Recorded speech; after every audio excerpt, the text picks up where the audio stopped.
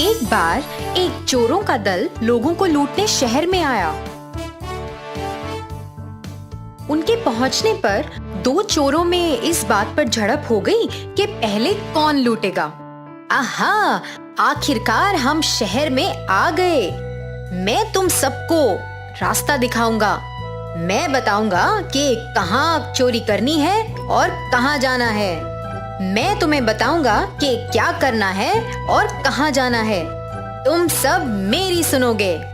अरे नहीं, मैं हूँ इस दल का लीडर। मेरे पास बेहतर योजनाएं हैं। तुम सब मेरा आदेश सुनो। उन दो चोरों की झड़प के बीच एक बूढ़ा चोर था जिसने उन्हें चुप कराया और कहा, अरे तुम दोनों मेरी बात सुनो। जो भी सबसे कीमती चीज चुरा कर पहले यहाँ लौटेगा वो ही इस दल का लीडर बनेगा। दोनों चोर मान गए और अपनी अपनी दिशा में निकल पड़े। रघु उस शहर के एक मंत्री के घर में कीमती चीजें चुराने के लिए गया। वो मंत्री उस शहर के राजा के नीचे काम करते थे। रघु चुपके से घर में घुसा और देखा कि घर का मालिक सो रहा है। वो धीरे से गया और उसने वहां एक कमरे को देखा जो बहुत आकर्षक था। कमरे के कोने में एक बड़ा सा बक्सा रखा हुआ था।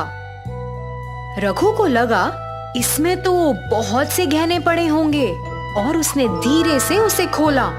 जैसा भी उसने सोचा था वो सब उसमें था और उसने सब कुछ अपने बस्ते में डालना शुरू किया। उसने बैग को अपनी पीठ पर बांधा और वहां से निकलना शुरू किया। जैसे ही वो बस्ते के साथ दरवाजे के पास पहुंचा, उससे गलती से एक फूल का गमला गिर गया। उसके कारण जोर से आवाज हुई और मंत्री अपने कमरे से बाहर आ गया। अरे कौन है वहाँ? कौन है? रघु झट खिड़की की ओर भागा और वहाँ से कूद गया। वो एक नीले पानी से भरे हुए टब में जा गिरा। जब टब से बाहर आया तो उसका पूरा शरीर नीला हुआ पड़ा था। उसने परवाह नहीं की और उसी स्थान के लिए भाग निकला जहाँ सब चोरों को मिलना था। जब वो पहुँचा तो बाकी के चोर उसे देखकर कई सवाल पूछ रहे थे। हे, तुम कौन हो? तुम नीले क्यों हो? और रात के इस समय पर क्या कर रहे हो? अरे मैं हूँ रघु। मैंने और माही ने चुनौती रखी थी ना और हम यहाँ से निकले थे ना। इसी बीच माही ने एक खजाना लूट लिया था और वो भी वहाँ पहुँच गया था जहाँ रघु बाकी सब चोरों से बात कर रहा था।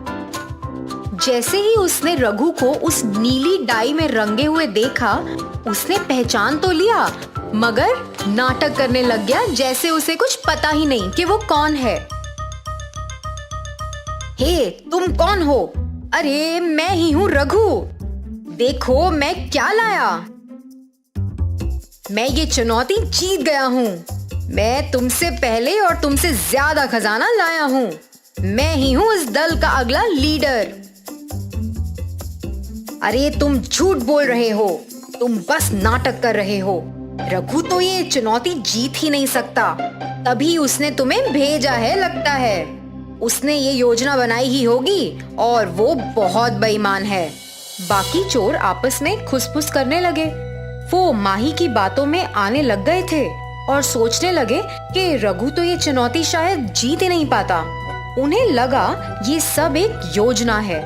अरे नहीं नहीं यारों, मैं कोई और बनने का नाटक क्यों करूंगा? क्या तुम मुझे या मेरी आवाज को पहचान नहीं पा रहे हो?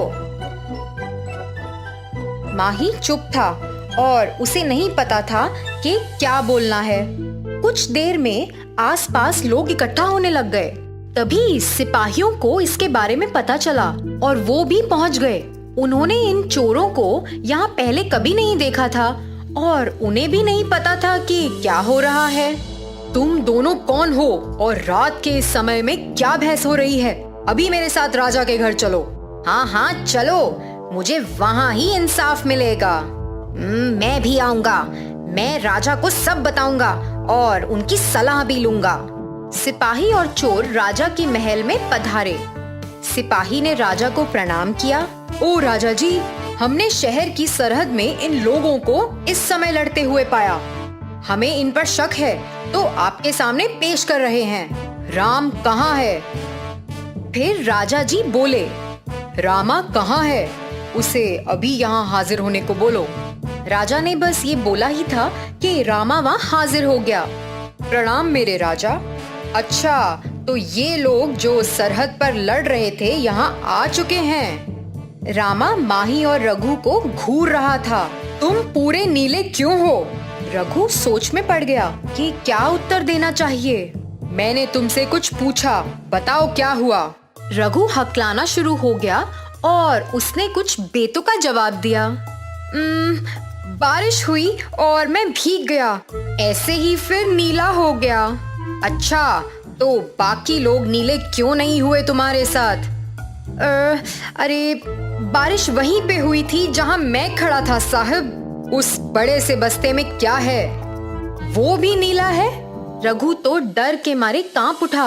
अरे कुछ नहीं साहब, मैं कपड़े धोता हूँ, तो ये वो कपड़े हैं जो मुझे धोने हैं और कुछ नहीं। रामा ने उसकी बात सुनी तो मगर उसे विश्वास नहीं हुआ, तो उसने माही से सवाल करने शुरू कर दिए।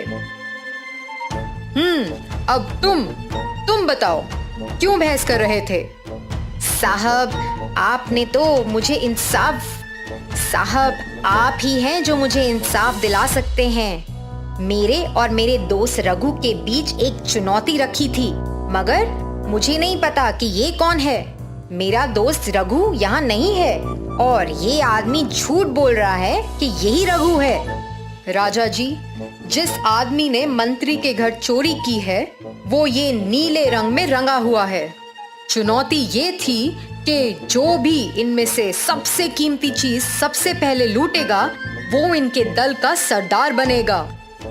माही जानता है कि यही रघु है, मगर क्योंकि ये चुनौती हार गया है, ये ना जानने का नाटक कर रहा है। ये सब सुनने के बाद मुझे पता चल गया है कि यही वो लुटेरों का दल है जो हमारे शहर में आया था। रामा, तुम इतने यकीन के साथ कैसे कह सकते हो? राजा जी, हमारे मंत्री के घर में चोरी हुई, उसके कुछ ही देर बाद शहर की सरहद पर ये झड़प हुई जिसका पता पहले सिपाहियों को चला। ये ही नहीं, जो आदमी नीली डाई से रंगा हुआ है उसकी पीठ पर एक बड़ा सा बस्ता है, तो इससे यही पता चलता है इसी ने मंत्री के घर से चोरी की है और मंत्री जी का कपड़ों को रंगने का काम है। तो मैं यकीन के साथ कह सकता हूँ कि यही चोर है। समस्या चाहे जो भी हो, तुम्हारे पास हल एकदम सही रहता है। हाँ, तुम्हें हर परिस्थिति, समस्या चाहे जो भी हो, मगर तुम्हारे पास हल एकदम सही होता है रामा। तुम्हें हर परिस्थिति का सच पता चल जाता है। वो चोर इतने मूर्ख थे जो आपस में ही लड़ रहे थे। वो शहर में कुछ गलत इरादे से आए थे और खुद ही समस्या में पड़ गए। सीधे राजा के पास पहुंचे और हमेशा के लिए जेल में पहुंच गए।